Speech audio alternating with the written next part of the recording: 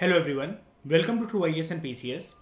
हम लोग fundamental rights के चैप्टर को एक इंट्रोडक्टरी फॉर्म में अभी तक देख चुके हैं और इस लेक्चर से हम लोग कॉम्प्रिहेंसिव तरीके से एक एक फंडामेंटल राइट के हर एक आर्टिकल को डिटेल्ड आस्पेक्ट में देखेंगे, उससे जुड़े सारे के सारे पहलू को देखेंगे और हर एक फंडामेंटल राइट की प्रोविजंस को बारीकी से समझेंगे।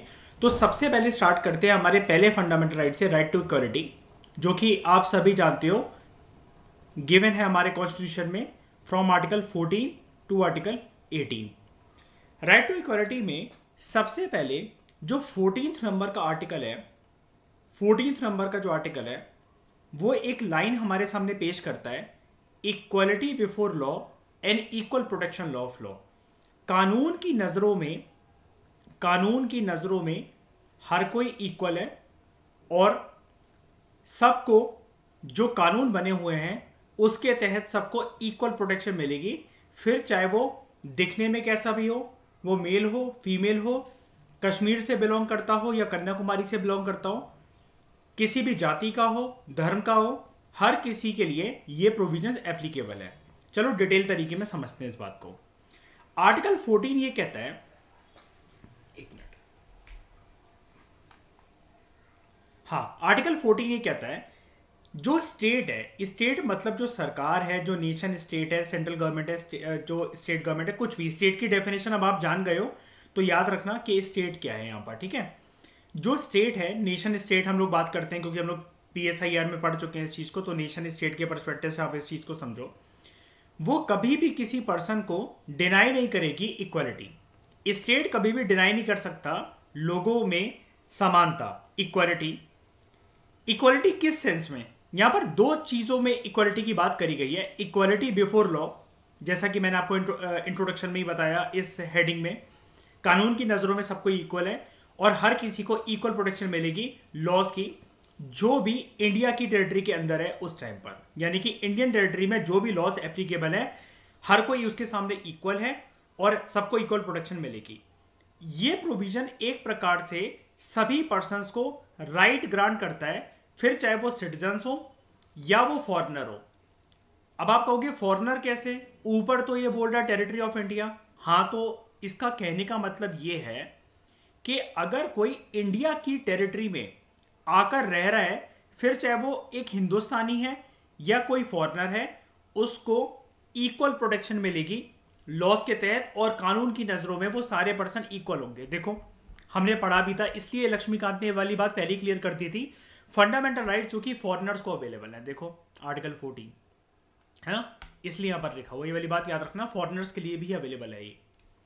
मोर ओवर यहां पर ये जो वर्ड है पर्सन, पर्सन का मतलब यहां पर ये है लीगल पर्संस, फिर चाहे वो कोई स्टैट्यूटरी कॉर्पोरेशन हो, यानी कि किसी एक्ट से कोई public sector unit, public sector enterprises कोई बने हो, कोई भी कंपनी हो, कोई भी रजिस्टर्ड सोसाइटी हो, या फिर किसी भी टाइप का लीगल पर्सन हो।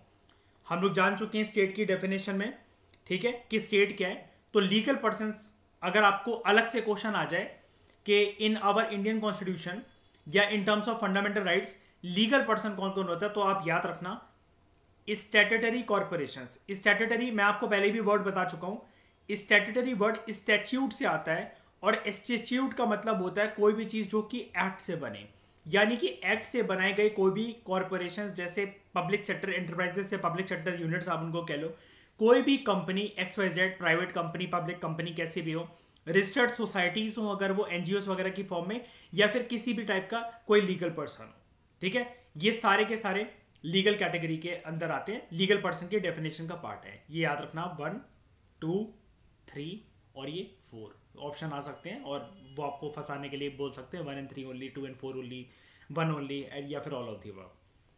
अब हम लोग ये कंसेप्ट को एक बारी समझते हैं। यहां पर दो चीजें बोली गई थी, मैंने आपको इंट्रोडक्शन में जैसा कि बताया, एक बारी मैं इसको मिटाऊं,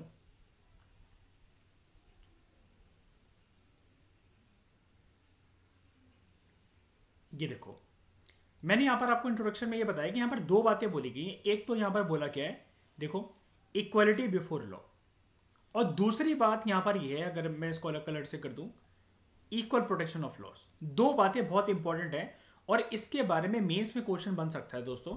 तो सबसे पहले हम लोग यही समझ लेते हैं कि ये वर्ड इक्वालिटी बिफोर लॉ का वर्ड नहीं, मतलब इस कंसेप्ट का मतलब क्या है पूरा का पूरा। तो ये देखो नीचे देखो, ये जो कंसेप्ट है इक्वालिटी बिफोर लॉ, सबसे पहले ये आया कहां से? ये ब्रिटिश ओरिजिन का कंसेप्ट है, ठीक है। जबकि जो दूसरा कंसेप्ट है ये इक्वल प्रोटेक्शन ऑफ लॉ, ये लिया गया है अमेरिका के संविधान से, अमेरिकन कॉन्स्टिट्यूशन है। तो देखो प्रिम्स में एक चीज तो यही आपको निकल मिलती है, ओके। अब हम लोग बात करते हैं मेंस के पर्सपेक्टिव से कि अगर कभी एमपीपीएससी में आ गया या फिर बीइंग अ पीएसआई स्टूडेंट हम लोग हैं, इंटरव्यू में अगर हमसे पूछा गया कि आप मिस्टर मयूर आप ये बताइए कि इक्वलिटी बिफोर लॉ जो है इसका मतलब क्या है, कॉन्स्टिट्यूशन लैंग्वेज में इसका मतलब क्या है। तो फर्स्ट कंसेप्ट वो कह रहा है ना कि इक्वलिटी बिफोर लॉ ये दे रखा है, इसका मतलब ये होता है किसी भी पर्सन को किसी भी प्रकार की स्पेशल प्रिविलेज नहीं दी जाएगी। यही तो मतलब है ना इक्वालिटी बिफोर लॉ, हर कोई क्योंकि इक्वल है। अगर स्पेशल प्रिविलेज दे दी जा रही है किसी भी पर्सन को, फिर इक्वालिटी की बात कहां है? 100 लोग खड़े हैं, एक अगर हम लोग उसको चीफ गेस्ट की तरह ट्रीट कर रहे हैं, उन 100 में से एक पर्सन को, 99 लोग उसके लिए ताली बजा रहे हैं, ये इक्वालिटी थोड़ी ना है, ये इक्वालिटी थोड़ी ना है।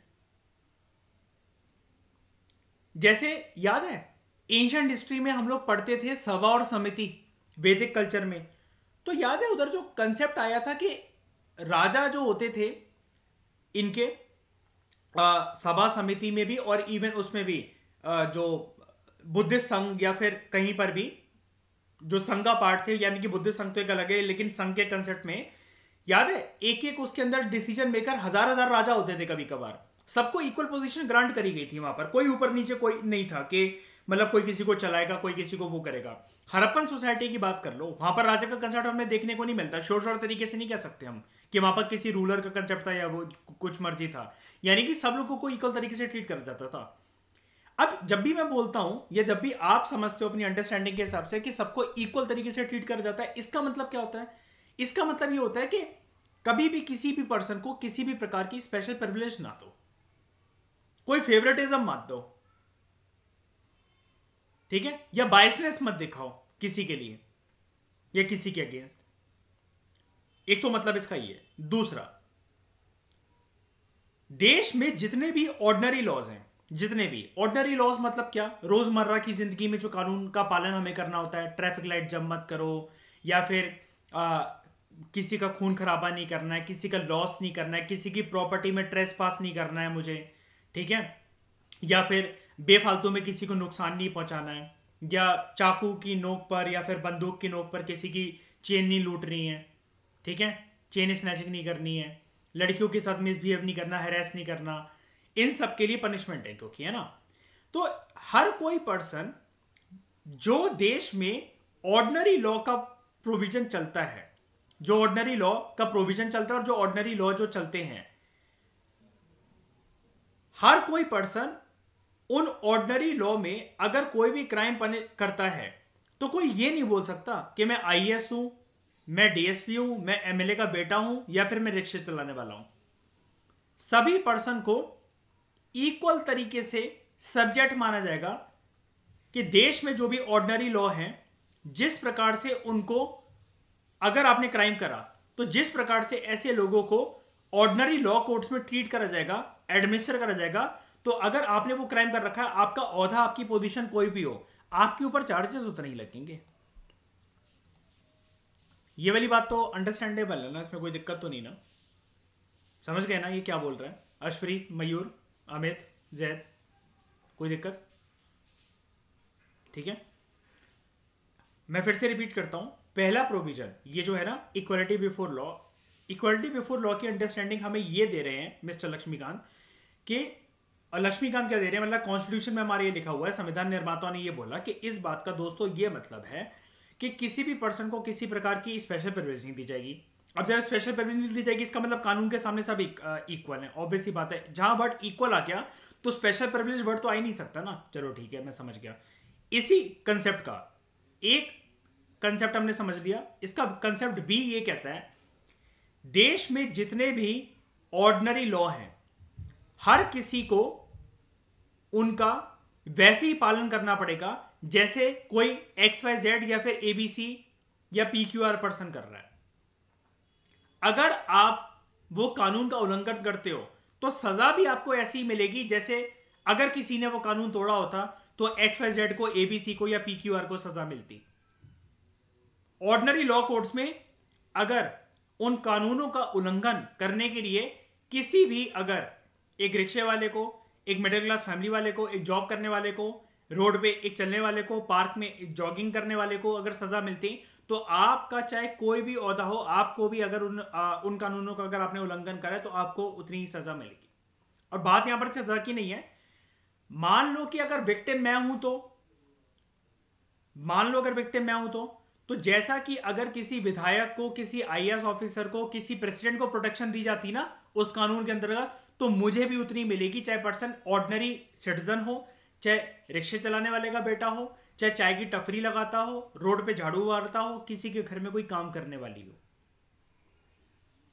यहां पर पोजीशन से, पैसे से, घर में गाड़ियां कितनी हैं, कोठी कितनी बड़ी है, इन सब चीजों से इस चीज का कोई मतलब नहीं है, ऐसा संविधान निर्माताओं ने हमें बोला। 2 प्रोविजन तो ये हो गए, इक्वालिटी बिफोर लॉ की बात के 2 प्रोविजन अभी तक हो गए हमारे कवर।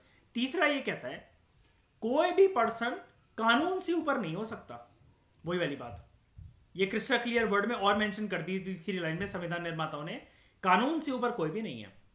फिर चाहे वो कितना भी अमीर हो, कितना भी गरीब हो, हाई क्लास का आदमी हो, लो क्लास का आदमी हो, कोई ऑफिशियल हो या फिर नॉन ऑफिशियल हो, सरकारी कर्मचारी हो या फिर प्राइवेट नौकरी करने वाला हो, कानून की नजरों में सब इक्वल हैं। कानून सबके लिए बराबर है, कानून से प्रोटेक्शन भी उतनी मिलेगी, कानून के लिए सजा भी सबको उतनी मिलेगी, और कानून से ऊपर कोई भी बढ़कर नहीं है। ये 3 बातें क्लियर? पहले बताओ, फिर मैं आगे बढ़ूं, जल्दी बताओ।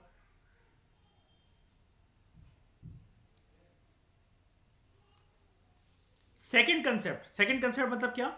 ये जो मैंने ग्रीन से इसलिए मार्क करा, ये इक्वल प्रोटेक्शन ऑफ लॉज वाला, ये कहता है, इसका मतलब क्या है? इक्वल प्रोटेक्शन ऑफ लॉज,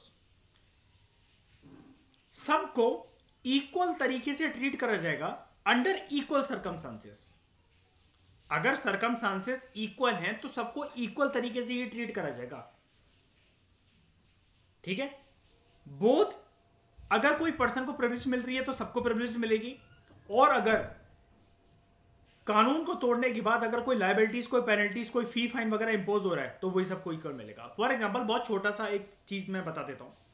अगर ये साल 2021 चल रहा होता और सेकेंड वेव कोविड की चल रही होती और बाहर घूम रहे होते, तो वही 500 रुपए का चालान आपके शहर में जो भी है, 1000 रुपए का चालान या 2000 रुपए का चालान, इतने टाइम तक मत निकलो। या फिर अगर कहीं पर किसी एरिया में, मान लो फॉर एग्जांपल, मान लो कहीं पर कोई एक एक्सेप्शनल सर्कमस्टांसेस का केस है और धारा 144 लगी हुई है, तो आप ये नहीं कह सकते कि यार मैं तो क्या कहते हैं, अमीर बाप की औलाद हूँ, या फिर मैं तो IAS की तैयारी कर रहा हूँ, तो मैं कोई ऐसा क्या कहते हैं, देश के लिए कोई खतरा थोड़ी ना हो, मैं तो खड़ा हो सकता हूँ अपने दोस्तों के साथ, हम तो सारे UPSC के एस्पिरेंट हैं। नहीं भाई, धारा 144 सबके लिए वो लागू है। 2 से 3% एक जगह साथ में खड़े नहीं हो सकते, ठीक है? या फिर अगर आपको बोल दिया गया कि इस एरिया में कर्फ्यू लगा हुआ है, तो आप ये नहीं कह सकते कि मेरे पापा तो MP हैं, मेरे पापा तो MLA हैं, ठीक है, मैं तो मोदी का रिश्तेदार हूँ। ये सारी चीज़ें नहीं काम आने वाली। ये कहता है ये वाला प्रोविजन नंबर 1 कि सबको इक्वल तरीके से ट्रीट करा जाएगा अंडर इक्वल सर्कमस्टांसेस। यानी कि अगर सर्कमस्टांसेस इक्वल है, अगर आप अधिकारी नहीं हो, अगर आपको ये क्या कहते हैं, अधिकार नहीं दिया गया है कि आप संभालोगे धारा 144 को, या फिर आप देखोगे कि कर्फ्यू का उल्लंघन कौन करता है, तो आप अथॉरिटी में हो। लेकिन अगर आपको ये राइट नहीं दिए गए हैं, तो आप चाहे किसी के भी बेटे हो या फिर आप खुद भी कुछ हो, आप नहीं निकलोगे बाहर, आप वो चीज उल्लंघन नहीं कर सकते उस चीज का। तो दोनों केस में चाहे पर्सन को प्रिविलेज दी जाए या फिर उसके ऊपर लायबिलिटीज इंपोज करे जाए, हर किसी को इक्वल सर्कमस्टांसेस के अंदर इक्वल तरीके का ट्रीटमेंट मिलेगा। There will be equality of treatment. Okay, पहली बात समझ में आ गई? जल्दी बताओ, पक्का? मयूर, समझ में आ गया? उसके बाद similar application of the same laws to all persons who are similarly situated. यानी कि किसी एक स्टेट में, रीजन में या पूरे भारत की अगर हम लोग बात कर लें, अगर कोई यहाँ पर रह रहा है, यहाँ पर कोई पर्सन का ठिकाना है, सिचुएटेड है, वो किराए का घर है, उसका खुद का घर है, काम करता है वो यहाँ पर, स्टूडेंट के लिए स्टूडेंट के तौर पर आया है, सबके लिए लॉस सेम तरीके से अप्लाई होंगे और सारे लॉ सेम तरीके से अप्लाई होंगे। यानी कि ये वाली बात भी बहुत इंपॉर्टेंट है। मतलब ऐसा नहीं कि ये 3 लॉज जो हैं इसके लिए तुम्हें प्रोटेक्शन नहीं मिलेगी, ये सिर्फ हिंदुस्तानी के लिए रिजर्व्ड है, ये जो 3 लॉज हैं ये झारखंड में एप्लीकेबल नहीं होंगे, ये जो 5 लॉज हैं ये सिर्फ यूपी के लोगों को ही मिलेंगे, ऐसा नहीं। अगर कोई नेशनल लेवल पे पार्लियामेंट के द्वारा लॉ बनाया गया ना, यहां पर जनरली आप एक चीज को समझ जाना, जब हम ये चैप्टर पढ़ते हैं, देखो कुछ कुछ लॉज होते हैं और कुछ कुछ स्पेशल प्रोविजंस भी होती हैं हर एक राज्यों की, ठीक है। जैसा कि जम्मू एंड कश्मीर के पास थी, वो तो बहुत ही ज्यादा एक्सेप्शनल सर्कमस्टांस था, लेकिन इसके अलावा कुछ कुछ प्रोविजन होती हैं। राज्य जैसे कभी कभार स्टेट पीएससी में अपने राज्य वालों के लिए जॉब रिजर्व कर लेती हैं, या फिर एक कंपलसरी लैंग्वेज पेपर इंट्रोड्यूस कर देती हैं। ये सारी चीजें अलग है। लेकिन यहां पर इस चैप्टर को ना आप सेंट्रल लेवल के नजरिए से देखो, यूनियन लेवल के नजरिए से देखो, पार्लियामेंट के द्वारा बनाए गए कानूनों के नजरिए से देखो।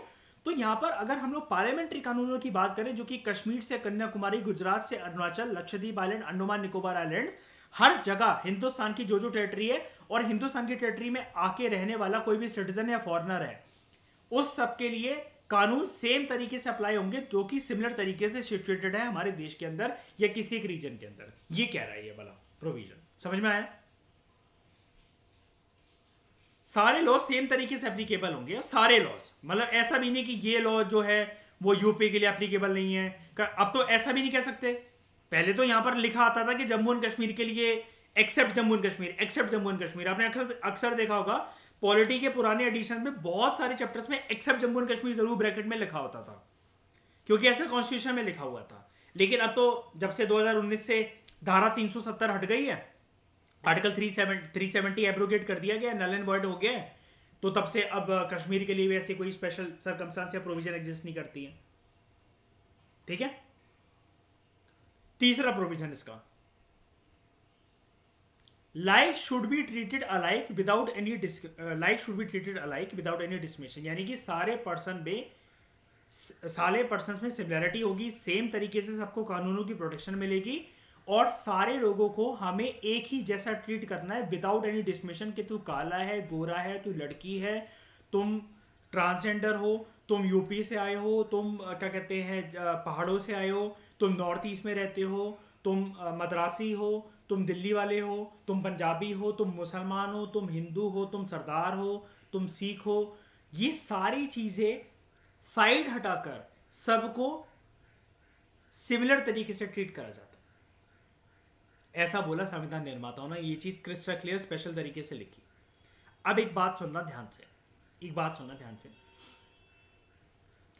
जो ये वाली बात बहुत इंपॉर्टेंट है जो मैं बोलने जा रहा हूं। जो आर्टिकल 14 के अंदर 2 प्रोविजन, आप इतना तो जान गए कि 2 प्रोविजन है, इक्वालिटी बिफोर लॉ और दूसरी प्रोविजन है इक्वल प्रोटेक्शन ऑफ लॉ। बहुत इंपॉर्टेंट बात मैं बोलने जा रहा हूं। Equality before law negative concept है, ठीक है। Equal protection of law positive concept है, ओके। लेकिन हालांकि दोनों के दोनों एम इसी बात की तरफ करते हैं, उनका एम, मकसद, गोल एक ही है कि इक्वालिटी को एस्टैब्लिश करना लीगल स्टेटस के तौर पर, लीगल अपॉर्चुनिटी के तौर पर, और सबको इक्वल तरीके से जस्टिस मिले इसके तौर पर। यानी कि किसी भी पर्सन के अंदर किसी भी प्रकार का भेदभाव, असमानताएं नहीं होनी चाहिए।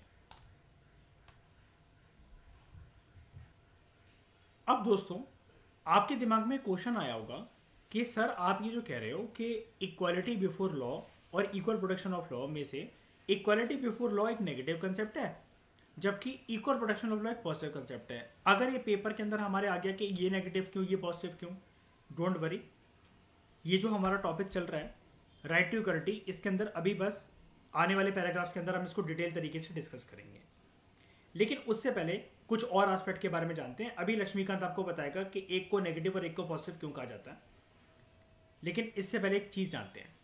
सुप्रीम कोर्ट ने यह माना था कि जहां पर इक्वल्स और अनइक्वल्स को कोई इक्वल और अनइक्वल को डिफरेंट तरीके से अगर ट्रीट करा जाता है तो आर्टिकल 14 वहां पर अप्लाई नहीं होता।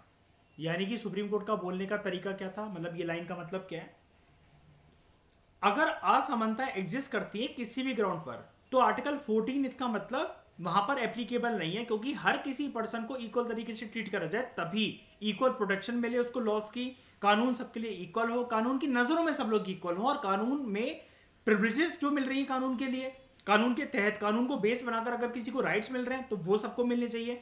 कानून के तहत अगर किसी ने उनको वॉयलेट करा तो जो उसमें जो सजा के प्रावधान थे तो वो जिन्होंने उस कानून का उल्लंघन करा है वो सबको मिलने चाहिए।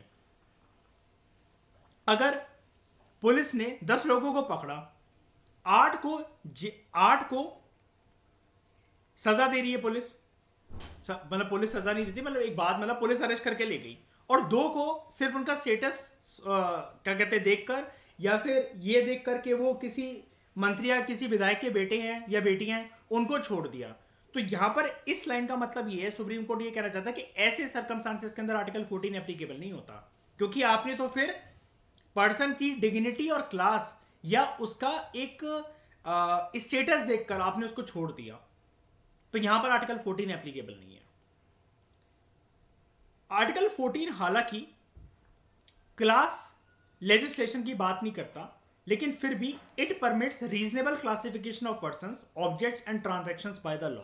यानी कि ये मानता है कि अलग अलग तरीके से अगर कोई क्लासिफाई है भी कानून की नजरों में भी, अब कानून की नजरों में देखो होता है ना ऐसा यार, हम जैसे बात करते हैं लक्ष्मीकांत में एक लिस्ट आती है, एंड में आपको देखने को मिलेगी, मैंने आपको बताया था ना फर्स्ट सिटीजन ऑफ इंडिया बोला जाता है प्रेसिडेंट को, ऐसी करते करते आईएएस का भी कुछ नंबर होता है, हर एक डिग्नेटरी का वाइस प्रेसिडेंट इतने नंबर पर आते हैं, पीएम इतने नंबर पर आते हैं, यूनियन लॉ मिनिस्टर इतने नंबर पर आता है। ये सारी चीजें अलग अलग तरीके से कानून की नजरों में क्लासिफाई हैं, सबकी अलग अलग पोजीशन है, लेकिन इसका मतलब ये नहीं है कि अगर president first citizen of India तो वो अंधाधुंध कुछ भी मतलब वो कर सकते हैं, कोई भी मतलब क्राइम उन्होंने कर दिया तो उनको कोई सजा ही नहीं मिलेगी, ऐसा नहीं है। अब कोर्ट के बंदे खुद मतलब दूसरों को सजा दे रहा है, मतलब हमारे देश में जुडिशरी या किसी भी देश में जुडिशरी का काम यह है कि अगर किसी ने क्राइम कुछ करा है तो उसको सजा दो, लेकिन अब सवाल ये उठता है कि जुडिशरी खुद क्राइम कर बैठे तो, यानी कि किसी जज ने अगर रेप कर दिया या कुछ किसी का मर्डर कर दिया उसके लिए भी प्रोविजन है। तो देख रहे हो आर्टिकल 14 कितना ब्रॉडर सेंस में और कितना होलिस्टिक है, कितना कुछ कवर करता है, काफी यूनिवर्सल है ये। मेरी बात समझ में आई जो मैंने बोला? बताओ।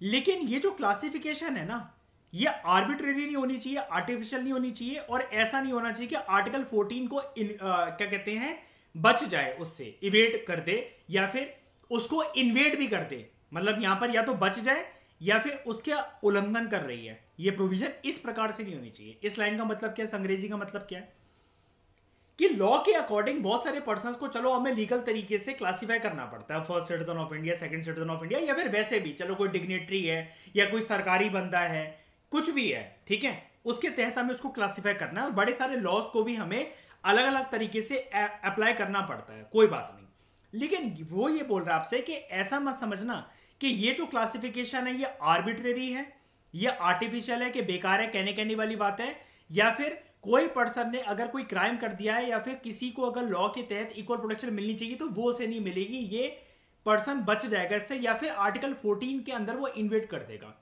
अब ये वाली बात मैं समझाऊं, याद है हमने जब ये चैप्टर की स्टार्टिंग करी थी तो हमने ये भी देखा था, याद है, सीक्रेट एजेंट्स, रॉ के एजेंट्स को, इन सबको भाई मतलब फंडामेंटल राइट्स इनसे ले लिए जाते हैं, ले लिए के जाते हैं, मतलब है तो वो सिटीजन ही, लेकिन आप समझो उस बात को, उनका प्रोफेशन ऐसा है कि अगर वो फंडामेंटल राइट्स अपना पूरा एंजॉय करने पे आ गए ना तो खतरा एक तो उनकी जिंदगी में भी है और देश के लिए भी है। बताओ, याद है वो वाली बात,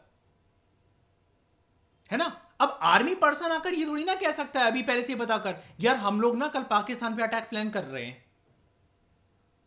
ये सीक्रेट बात रहनी चाहिए कि नहीं रहनी चाहिए? रॉ का कोई एजेंट अगर कोई खुफिया इंफॉर्मेशन के साथ जा रहा है, पूरे देश को बता कर जाएगा क्या? मीडिया पे और अपनी ट्विटर पे पोस्ट डाल देगा, व्हाट्सएप पे स्टेटस लगा देगा? बताओ।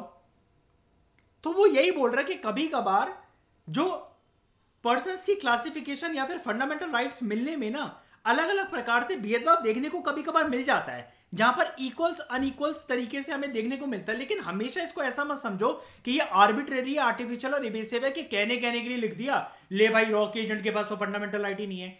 यार ये उनके लिए एक स्पेशल सरकमस्टांस की बात है कि वो अगर ऐसा करेंगे ना, करने को कर लो, लेकिन उससे कितना ज्यादा खतरा है। इसलिए ऐसा बोला जाता है कि आईएएस को अगर कोई दिक्कत है किसी नेता वगैरह से, हमें पूरा ये प्रोसीजर लवासना में समझाया जाता है। आपने कभी किसी को नहीं देखा होगा कि अगर बंद कमरे में नेताओं के साथ कुछ भेदभादी चल रही है या फिर आपका ट्रांसफर हो रहा है, तो आप मीडिया में आकर ये वाली बात बार बार नहीं कह सकते कि ये देखो ये करप्ट हैं, तुम इनको वोट मत देना, ऐसा मत करना। कभी सुना है किसी आईएएस ऑफिसर ने? जबकि उन पर पावर है, क्या कर लेगा नेता हमारा या प्रधानमंत्री हमारा, क्या कर लेंगे? कुछ भी नहीं कर सकते। ट्रांसफर ही तो करोगे, ज्यादा से ज्यादा सस्पेंड कर दोगे, जॉब से तो वैसे भी नहीं निकाल सकते इतनी सी बात पर।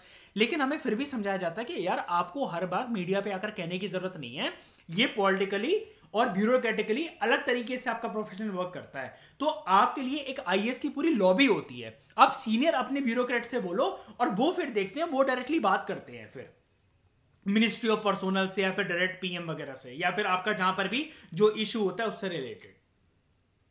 बात समझ में आई? अब आप कौन? नहीं मैं तो यार आईएएस हूं, मैं ही फंडामेंटल राइट को एंजॉय नहीं करूंगा तो जनता क्या करेगी, बताना जरा। फंडामेंटल राइट मुझसे ही तो शुरू होते हैं। मैं ही तो लोगों को सिखाता हूं कि फंडामेंटल राइट्स को वॉलेट मत करो और वो करो। मैं तो एंजॉय करूंगा, मैं तो मीडिया के सामने बताऊंगा पूरी पूरी सच सच बात। वहां पर वो चीज अच्छी नहीं लगती प्रोफेशन वाइज। अब कोई मंत्री को अगर मतलब मान लो फॉर एग्जांपल पोर्टफोलियो अलग दे दिया मोदी जी ने, कि अभी तक वो यूनियन होम मिनिस्टर थे और टेक्सटाइल मिनिस्टर बना दिया, मतलब मान लो उनको। अब वो मीडिया पे आके थोड़ी ना, या फिर उनको कल को पार्टी से बगावत भी करनी तो मीडिया पे आके थोड़ी ना वो क्या कहते हैं रोना चिल्लाना करेंगे। चलो पॉलिटिशियंस हैं, चलो वो तो ऐसा कर भी लेते हैं। कभी कभार क्या होता है, मैं ऐसे पर्सनली बहुत लोगों को जानता हूं मध्य प्रदेश में, जो डीआईजी वगैरह है ना, उन्होंने बड़े सारे डीएसपी या फिर इंस्पेक्टर वगैरह को ना डिमोशन कर रखा है उनका। जैसे एक होता है प्रमोशन, एक होता है डिमोशन, के 5 साल पीछे भेज दिया उनको उनकी पोस्ट पर। ठीक है, अब वो आगे मीडिया को थोड़ी ना बुलाएंगे, बुला सकते हैं, मतलब पावर है मीडिया को बुलाने की। कौन नहीं आएगा पुलिस के इशारे पर, मीडिया क्यों नहीं आएगी रिपोर्ट करने? लेकिन फिर भी ये देखा जाता है कि यार ये ना तुम्हारी एक अंदर की ये थोड़ी सी पुलिस सर्कल की और ब्यूरोक्रेटिक की बात है, तुम अधिकारियों में सॉल्व करो, मीडिया में मत जाओ। मैं ऐसे बहुत पर्सन को जानता हूं, वो मीडिया में नहीं गए, वो डायरेक्टली हाईकोर्ट चले गए, ग्वालियर हाईकोर्ट चले गए, जबलपुर हाईकोर्ट चले गए। 2 बेंचेस लगती हैं, एक ग्वालियर बेंच भी है मध्य प्रदेश के अंदर, तो वो वहां चले गए। लेकिन वो उधर नहीं गए डायरेक्टली कि मीडिया को बुलाकर वो रोना चिल्लाना, ट्विटर पे पोस्ट कर रहे हैं, कर रहे हैं, वो कर रहे हैं। क्यों भाई? फिर डीआईजी कल को ये भी तो बोल सकता है ना, मजे मजे में थोड़ी ना करें, से मजे लेने के लिए थोड़ी ना करें, अभी ये प्रॉपर तरीके से। और फिर तो पता चला और ना, ये चीज समझ गए ना आप? ये चीज ये क्या है, ये वाली लाइन मैंने डिटेल तरीके से बता दी है, बताओ। ठीक है, आगे बढ़ो। तो ये अंग्रेजी में कंफ्यूज मत होना, जो 1-2 लाइनें जैसे अगर ऐसे समझ में नहीं आती ना, उसमें बिल्कुल भी ऐसा मत सोचा करो कि इससे क्वेश्चन निकल जाएगा, वो निकल जाएगा। मैंने इसलिए बोला था फंडामेंटल राइट का चैप्टर डिटेल में है। देखो पता है क्या है, लक्ष्मीकांत बहुत सारी बातें यार देखो इस वजह से भी उसको डालनी पड़ती हैं, क्योंकि यार वो कॉन्स्टिट्यूशन में एज इट इज लिखी हुई है। आपको बस इस लाइन को समझकर आइडेंटिफाई करना चाहिए। लेकिन पेपर के अंदर ये जो जैसे बहुत ही ज्यादा, अब जैसे ये देखो, while article 14 forbids class legislation, it permits reasonable classification of persons, objects and transaction by the law. मतलब वो कहता है कि आर्टिकल 14 वैसे तो कहता है कि क्लास जो है ना, क्लास की कोई बात नहीं होगी, क्लास के हिसाब से भेदभाव नहीं होगा कि हाई क्लास, लो क्लास, मिडिल क्लास, बिल्कुल ऐसा कुछ नहीं। लेकिन फिर भी इसने इतनी छूट दे रखी है आर्टिकल 14 के अंदर, आर्टिकल 14 में, कि कानून के अकॉर्डिंग अगर किसी पर्सन को किसी ऑब्जेक्ट या ट्रांजैक्शंस, यानी कि अभी ऑब्जेक्ट्स एंड ट्रांजैक्शन को हटाओ, यहां पर बात हो रही है बंदों की और बंदियों की, अगर इनकी क्लासिफिकेशन है कानून के अकॉर्डिंग कि भाई कोई है फर्स्ट सिटीजन ऑफ इंडिया, कोई है 39th सिटीजन ऑफ इंडिया, कोई आईएएस ऑफिसर है, कोई क्लर्क है, कोई कुछ भी है हमारे देश के अंदर, कैसा भी, चाहे वो लीगल पर्सन है, चाहे वो स्टेट की डेफिनेशन के अंडर आता है, ये भी तो क्लासिफिकेशन है ना, जो हमने स्टेट की डेफिनेशन करी थी कि ये सारे लीगल पर्संस की, तो ये इसको अलाउ करता है। लेकिन फिर भी ये बोलता है कि इस क्लासिफिकेशन को कभी भी आर्बिट्रेरी, आर्टिफिशियल और इवेसिव मत समझो कि वो फर्स्ट सिटीजन ऑफ इंडिया है यार, वो तो कल को कुछ भी कर देगा, वो तो मर्डर भी कर सकता है, वो तो रेप भी कर सकता है, उसको तो कुछ होगा ही नहीं। ऐसा नहीं होता है, ऐसा नहीं होता है, ये बोल रहा वो। Rather it should be based on intelligible differential and substantial distinction, यानी कि ये बोल रहा है राइटर हमसे और कॉन्स्टिट्यूशन मेकर्स ने हमसे ये बोला कि इस जो क्लासिफिकेशन है, ये जो लॉ के अकॉर्डिंग करी गई है, इस क्लासिफिकेशन को आप एक अलग तरीके से, इंटेलिजिबल तरीके से इसको एक डिफरेंट और इंपॉर्टेंट डिस्टिंक्शन मानो। लेकिन इसका मतलब कभी भी ये नहीं है कि अगर ये डिफरेंशियल और सब्सटेंशियल तरीके से, इंपॉर्टेंट तरीके से और डिफरेंट तरीके से अगर कानून के तहत पर्संस को क्लासिफाई करा गया है कानूनी लैंग्वेज के अंदर कि कोई फर्स्ट सिटीजन ऑफ इंडिया है, कोई ये है, कोई वो है, तो आप इतना भी समझो कि कभी कभार हमने ये भी पढ़ा था ना, याद है शुरू में जब इस चैप्टर में पढ़ा था हमने, अर्न्ड टाइटल्स भी होते हैं कुछ कुछ। ये भी तो हो सकता है ना। अब आईएएस कोई थोपा थोड़ी ना, क्या एक बार बता आईएएस बना दिया जाता है किसी को ऐसे ही। पीएम की चीजें खुश है तो उसको 26 अगस्त और 26 जनवरी 15 अगस्त पे आईएएस ऑफिसर बना देंगे, ऐसा तो नहीं होता ना। ये तो हमने पोस्ट कमा रखी होती है ना, मेहनत करी है ना हमने। लवासना का कार्ड पैसे देने से थोड़ी ना मिलता है, कमाना पड़ता है लवासना का आईडी कार्ड। कि यार मैं तुम्हें ना 1 अरब रुपए देता हूं, मुझे लवासना के कार्ड बनवा कर दे दो जरा, या मुझे आईपीएस बना दो प्लीज। सरकार से आप बोलो यार मैं अपनी पूरी संपत्ति आपको देता हूं, 1,500 करोड़ रुपए दूंगा, मुझे मेरे बेटे को आईएएस बना दो जरा। यही सिर्फ एक अच्छी चीज है कि ब्यूरोक्रेटिक नौकरी कमाई जाती है, खरीदी नहीं जा सकती है कभी भी। ठीक है, उसके बाद एक कंसेप्ट की बात करना चाहूंगा मैं यहां पर, रूल ऑफ लॉ। देखो इसको बहुत अच्छे से समझना। प्रीलिम्स में लास्ट 30 ईयर्स में बहुत क्वेश्चंस आए हैं इस कंसेप्ट के ऊपर। कुछ papers like Uttar Pradesh public service commission इस डिटेल में गहराई में चले जाते हैं कि वो सिर्फ इतना ही पूछ लेते हैं कभी कभार, तो ये रूल ऑफ लॉ को कंसेप्ट किसने दिया था। अब वहां पर ऑप्शन ही ऐसे होते हैं कि पर्सन कंफ्यूज, महात्मा गांधी ने दिया था, अंबेडकर ने दिया था, सी राजगोपालाचारी ने दिया था, या लॉर्ड लुई माउंटबेटन ने दिया था। नहीं, एवी डिके ने दिया था, ब्रिटिश ज्यूरिस्ट। इसका नाम रिकॉल हो नहीं पाएगा इसलिए आपसे मैंने बोल दिया कि एकदम से इस पर ध्यान देना, ये इंपॉर्टेंट कंसेप्ट है। रूल ऑफ लॉ जो कंसेप्ट है इक्वालिटी बिफोर लॉ, जो हमने पहले कंसेप्ट की अभी तक जो हम बात कर रहे हैं।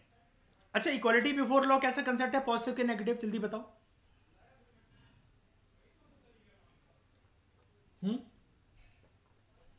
अभी पढ़ा हमने इसको, नेगेटिव है, नेगेटिव है, ठीक है। ये एक एलिमेंट है रूल ऑफ लॉ का, यानी कि आप ऐसा मान लो कि इक्वालिटी बिफोर लॉ जुड़ा हुआ कंसेप्ट है रूल ऑफ लॉ के कंसेप्ट के साथ। आप ध्यान से सुनना, इक्वालिटी बिफोर लॉ को एक मिनट के लिए साइड करो। तो जो कंसेप्ट है इक्वालिटी बिफोर लॉ, ये मैंने बताया आपको, ये एक एलिमेंट है रूल ऑफ लॉ के कंसेप्ट का। रूल ऑफ लॉ को ओरिजिनली प्रपाउंड करा था, इसको दिया था एवी डिके ने, ठीक है। एवी डाइसी भी कहते हैं कई लोग इसको, एवी डिके भी कहते हैं, मैं एवी डिके बोलता हूं, ठीक है। इसके जो कंसेप्ट है, इसके 3 एलिमेंट हैं, ध्यान से सुनना। रूल ऑफ लॉ ओरिजिनल चीज थी, इससे जुड़ा हुआ कंसेप्ट है इक्वालिटी बिफोर लॉ। एवी डिके ने, याद रखना मैं फिर से रिपीट कर रहा हूं, बहुत इंपॉर्टेंट बात है ये, एवी डिके ने बात करी है रूल ऑफ लॉ के बारे में। आई रिपीट, आराम से सुनो ठंडे दिमाग से। इक्वालिटी बिफोर लॉ हम अपने इंडियन कॉन्स्टिट्यूशन के पर्सपेक्टिव से पढ़ रहे हैं, ये वाली लाइन, फर्स्ट प्रोविजन इसका, इक्वालिटी बिफोर लॉ इसका फर्स्ट प्रोविजन, ठीक है। ये फंडामेंटल राइट का, राइट टू इक्वालिटी में आर्टिकल 14 का 14 का पहला प्रोविजन इक्वालिटी बिफोर लॉ है।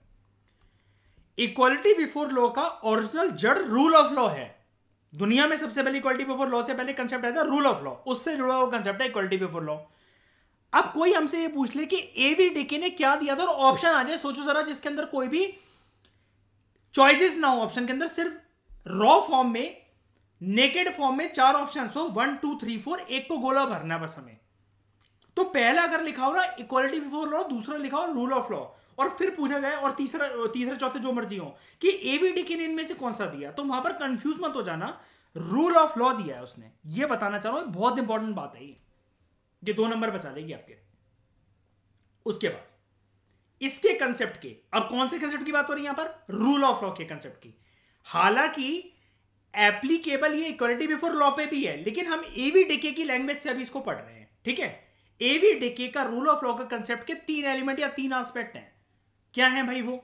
Number 1, there should be absence of arbitrary power. किसी भी पर्सन को मर्द औरत को पनिश नहीं करा जा सकता एक्सेप्ट जब तक उसने कानून का उल्लंघन ना करा हो। अब अमित आपको किसी की शक्ल पसंद नहीं आ रही तो अब इस पे ऐसा थोड़ी ना कहोगे आप आईएएस बनने के बाद, इधर आइए जरा, तेरी शक्ल मुझे पसंद नहीं आ रही, गार्ड्स गोली मार दो उसको। गद्दाफी थोड़ी ना हो, सद्दाम हुसैन थोड़ी ना हो, है कि नहीं? There should be absence of arbitrary power. Arbitrary power का यही तो मतलब है कि आप अपनी पोस्ट का फायदा नहीं उठा सकते ऐसे करके। ये चीज जितनी पहले बिहार यूपी में चलती थी ना कि किसी को भी मतलब पुलिस ने ऐसे ऐसे केस भी आते थे कि जेल के अंदर पता है 15-15 14-14 साल दारू के केस में पकड़ लिया किसी को, ऐसे बंद कर रखा है, कानून के बियॉन्ड जा जाके पनिश कर रहे हैं। सीपी में केस हुआ था कुछ साल पहले, दो आईपीएस ऑफिसर ने एक होटल के अंदर गलत इंफॉर्मेशन मिल गई थी, हर एक इनके खबरी होते ना, इन्होंने इनकाउंटर कर दिया गलती से किसी का, जबकि वो पर्सन नहीं था। दिल्ली हाईकोर्ट गई वो फैमिली, 5 से ये 9 साल के बीच में दोनों को जेल हो गई है, कोई बेल नहीं मिलेगी दोनों आईपीएस ऑफिसर को। एसीपी थे या पता नहीं क्या थे, उन दोनों को जेल हो गई है। There should be absence of arbitrary power, that is no man can be punish except for the breach of law. उसके बाद इक्वालिटी बिफोर लॉ। अब देखो, ध्यान से देखना, अपनी पैनी नजरों से देखना, क्योंकि एवी डिके ने रूल ऑफ लॉ के कंसेप्ट में 3 बातें करी थी, उसमें से दूसरी बात थी इक्वालिटी बिफोर लॉ। इसको खींच कर हम लोग लेकर आए हैं अपने कॉन्स्टिट्यूशन में इक्वालिटी बिफोर लॉ में।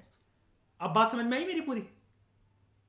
यानी कि एवी डिके का rule of law broader parameter है, इक्वालिटी बिफोर लॉ का रूल ऑफ लॉ का एक छोटा सा पार्ट, एक पहलू है बस। सबको ये वाली बात समझ में आई कि फिर से रिपीट करूं उस बात को? जल्दी बता दो मुझे, पक्का ना? तो ज्यादा ब्रॉड चीज क्या है? Rule of law. और ये इक्वालिटी बिफोर लॉ कहां से निकला है? रूल ऑफ लॉ से। एवी डिके ने ओरिजिनल कंसेप्ट क्या दिया था रूल ऑफ लॉ की, इक्वालिटी बिफोर लॉ। हाँ, तो एवी डिके ने इक्वालिटी बिफोर लॉ के बारे में बात करी है क्या? जी हाँ करी है, लेकिन किसके? ब्रॉडर पैरामीटर क्या है उसका? Rule of law. यानी रूल ऑफ लॉ एक किताब है, उसके अंदर एक चैप्टर है इक्वालिटी बिफोर लॉ, ऐसा मान लो। समझ में आ गया? हाँ, ये छोटी छोटी बातें होती है, लेकिन वही वाली बात है ना, लोगों को भागना पसंद होता है लक्ष्मीकांत में कि मोटी बुक है जल्दी जल्दी कंप्लीट कर लो। ऐसा नहीं, एक बार वन टाइम इन्वेस्ट कर दो इसके ऊपर टाइम, उसके बाद वैसे भी नहीं देखना पड़ेगा इसको बार बार। क्योंकि प्रीलिम्स के अंदर क्या होता है, प्रीलिम्स का ये मैं मानता हूं कि भैया जिस टाइम पर हमें जो पेपर मिला है उसको प्रणाम कर लो पेपर को, कि भैया इससे अच्छी बात क्या हो सकती है कि आंसर तो इसी के अंदर है, मुझे आइडेंटिफाई तो करने हैं अपनी आंखों से। तो पैनी नजरें चाहिए पड़ती हैं। ट्रेडिंग चार्ट के ऊपर बहुत सारा पैसा है, प्रीलिम्स के क्वेश्चन पेपर के अंदर लबासना है। बस हमें पैनी नजरों से दोनों चीज को आइडेंटिफाई करना है, ट्रेडिंग चार्ट को भी और प्रीलिम्स के पेपर को भी। ठीक है? Equality before law, that is सारे के सारे citizen they are equally subjected to the ordinary law of the land, जिनको ऑर्डिनरी लॉ कोर्ट्स एडमिनिस्टर करते हैं। ये वाली बात हम ऊपर कर चुके हैं, जो कि ओरिजिनल कॉन्स्टिट्यूशन में हमारे है। अब आप समझ गए, ये चीज यहीं से उठाई गई है जो हमारे कॉन्स्टिट्यूशन में डाली गई है। ये देखो सेम तो चीज है, ये कहां गया? किसी पर्सन को प्रिविलेज दी जाएगी, हर कोई ऑर्डिनरी लॉ जिसको एडमिनिस्टर करा जा रहा है ऑर्डिनरी लॉ कोर्ट के द्वारा, फिर चाहे वो पर्सन रिच हो, पुअर हो, high low, official non official हो, कोई भी कानून से ऊपर नहीं हो सकता। अब इसको देखना ध्यान से, ये देखो, हर कोई सिटीजन इक्वली सब्जेक्टेड है to the ordinary law of the land, जिसको ऑर्डिनरी लॉ कोर्ट्स एडमिनिस्टर करते हैं। फिर चाहे वो रिच हो, पुअर हो, हाई हो, लो, हाई क्लास का, लो क्लास को, ऑफिशियल हो, नॉन ऑफिशियल हो। बताओ कुछ भी डिफरेंस है? तो यानी कि अगर कोई हमसे पूछे कि हमारे आर्टिकल 14 में इक्वालिटी बिफोर लॉ कहां से उठाया गया, तो आप क्या कहोगे? ये वाला प्रोविजन, आर्टिकल 14 में 2 प्रोविजन है, equality before law, equal protection of law. कोई आपसे पूछे इक्वालिटी बिफोर लॉ ये कहां से उठाया गया, तो आप क्या कहोगे? Rule of. और रूल ऑफ लॉ किसका कंसेप्ट था? हाँ, एवी डाइसे कौन है? हाँ, अच्छा, ब्रिटिश ज्यूरिस्ट। ज्यूरिस्ट का मतलब जानते हो? ज्यूरिस्ट का मतलब होता है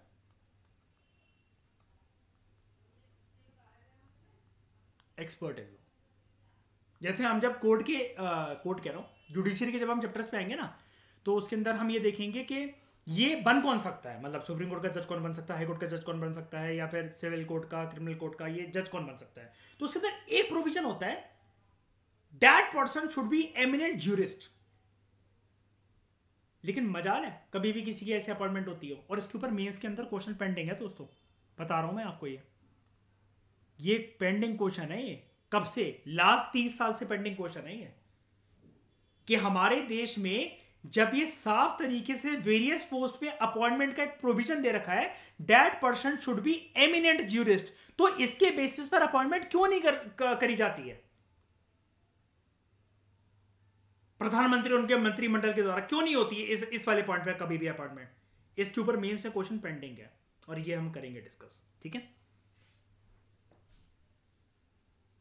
हाँ, उसमें भी होता है, मतलब मैं ये कह रहा हूं कि बहुत सारी जगह पर ये वाली ना एक प्रोविजन होती है कि आपकी इस फील्ड में कानून से जुड़ी, वेदर यू अटर्नी जनरल और सॉलिसिटर जनरल, आपकी अपॉइंटमेंट हो जाएगी, you should be eminent jurist, यानी कि एक्सपर्ट इन लॉ।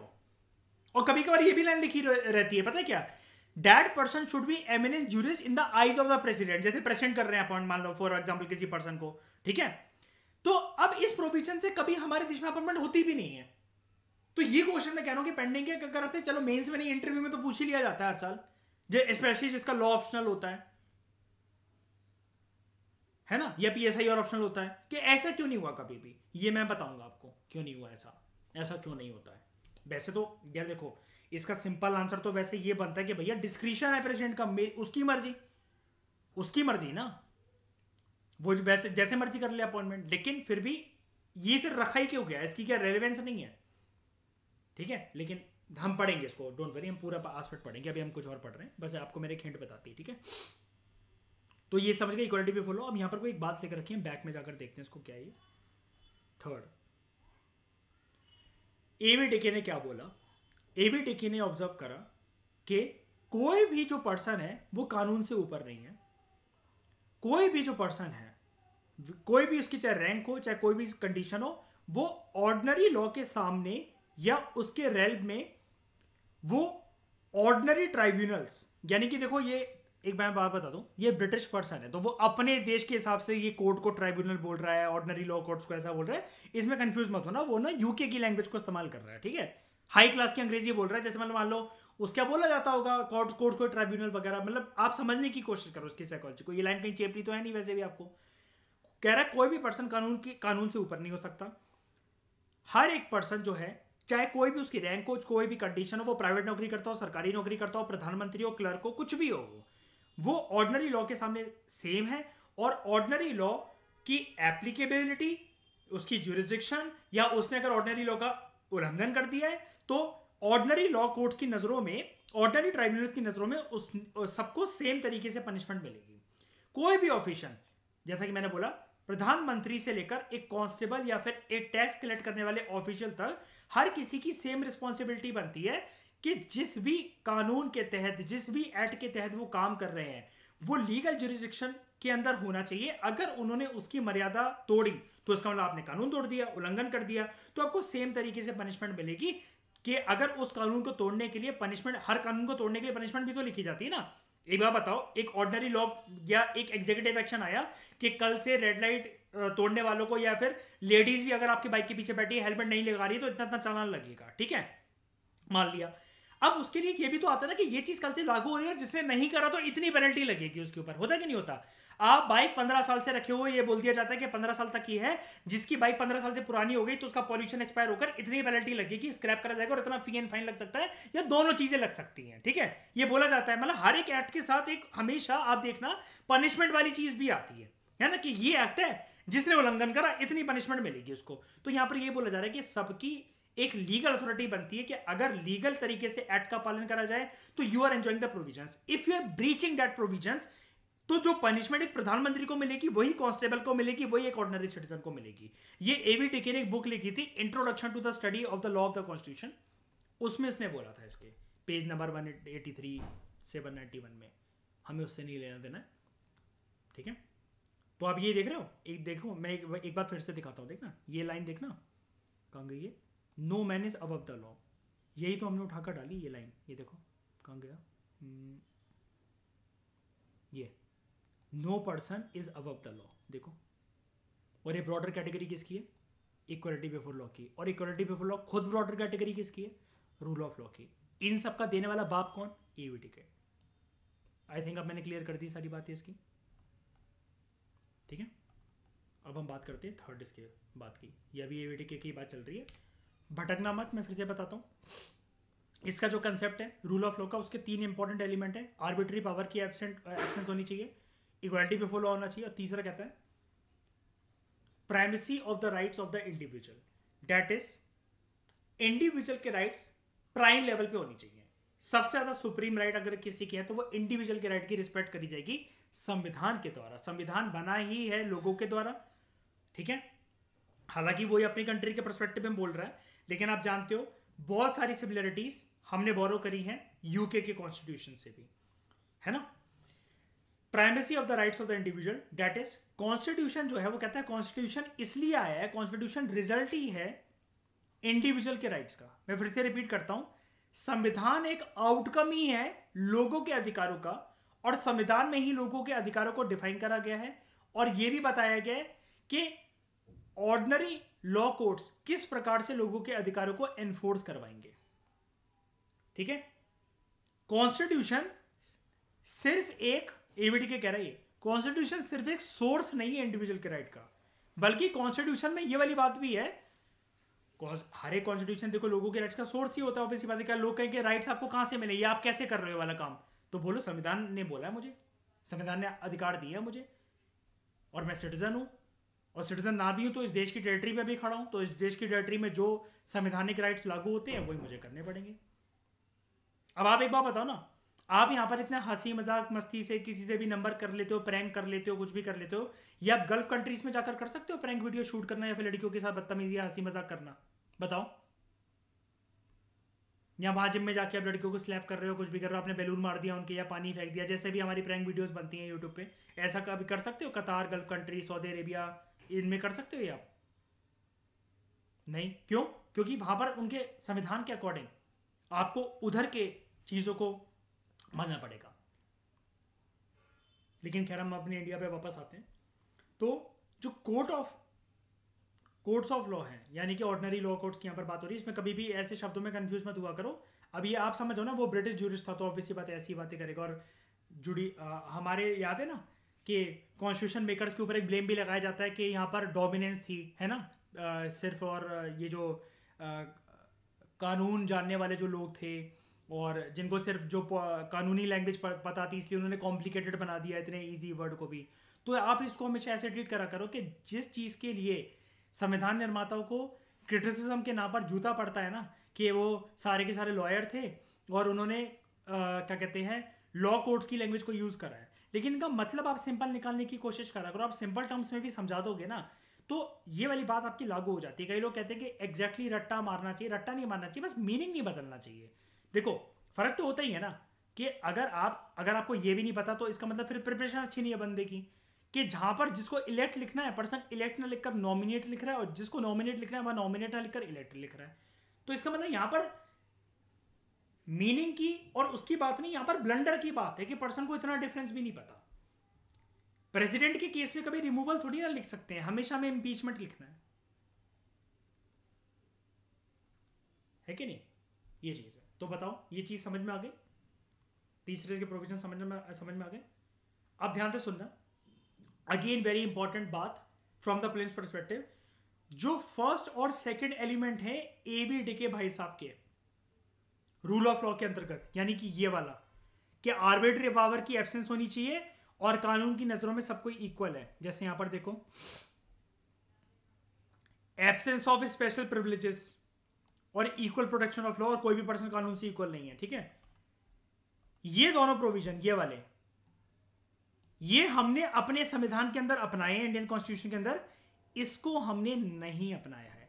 अब मैं बात बताऊं, ये क्वेश्चन अगर बनने पे आएगा ना तो लोगों की बैंड बजा कर रख देगा। पता है कैसे? मान लो यूपीएससी ने क्या करा, इस स्टेटमेंट को उठाया, इसको उठाया और इसको उठाया। आजकल लोगों की कंप्लेंट यही तो है ना कि पेपर प्रीलिम्स का बहुत लेंथी आता है, पढ़ने में बहुत टाइम लगता है, यही होता है ना। उन्होंने पहले 3 स्टेटमेंट उठाई, उसके बाद वो पूछ रहा है या फिर उससे पहले पूछ रहा है इनमें से कौन सा कंसेप्ट हमने इंडियन कॉन्स्टिट्यूशन में अडॉप्ट करा है, या फिर क्वेश्चन ये बन सकता है कि कौन सा नहीं करा है। डायरेक्टली यहां से उठाया जाएगा, लेकिन स्टेटमेंट इतनी बड़ी होंगी और पर्सन घबरा जाएगा कि यार ये तो कुछ अलग ही चीज है और वो चीज है, क्योंकि लक्ष्मीकांत को कई लोग बारीकी से नहीं पढ़ते हैं। अब जैसे उस दिन मैंने आपको अशोका वाला वो क्वेश्चन दिखाया कि जो लोग अपने धर्म की इज्जत करते हैं लेकिन दूसरों के धर्म को क्रिटिसाइज कर रहे हैं, तो इसका मतलब वो अपने धर्म को ही मतलब वो कर रहे हैं। थोड़ी सी उसका सेंटेंस चेंज कर रहा था ना यूपीएससी ने, थोड़ा सा वर्ड्स का हीरा फेरी इधर, लेकिन बिल्कुल निकला तो उसी पेज से था ना एनसीईआरटी की वो वाली चीज। बताओ, है ना? तो यहां पर हमें थोड़ा सा ना, लोग कहते हैं कि यार हमें ना कंसेप्ट पता होना चाहिए। यार मैं ये मानता हूं कि यूपीएससी का अब जो लेवल जा रहा है ना 2020 के बाद, वो इस बात 2018 के बाद बोलूंगा मैं, बल्कि वो इस बात की तरफ जा रहा है कि यार आपको ऊपर ऊपर से ज्ञान नहीं चाहिए कि आप सिर्फ कंसेप्ट को समझ गए, आपको वो ठोस शब्दों में याद भी होना चाहिए, बिकॉज आप एडमिनिस्ट्रेटर बनने जा रहे हो। आप ऊपर ऊपर से किसी फाइल को देख देख कर नहीं निकाल सकते, उसकी डिटेल तहकीकात आपको करनी पड़ेगी ताकि किसी के साथ भी अन्याय ना हो जब आप शाम को बैठ के जन सुनवाई करा करोगे।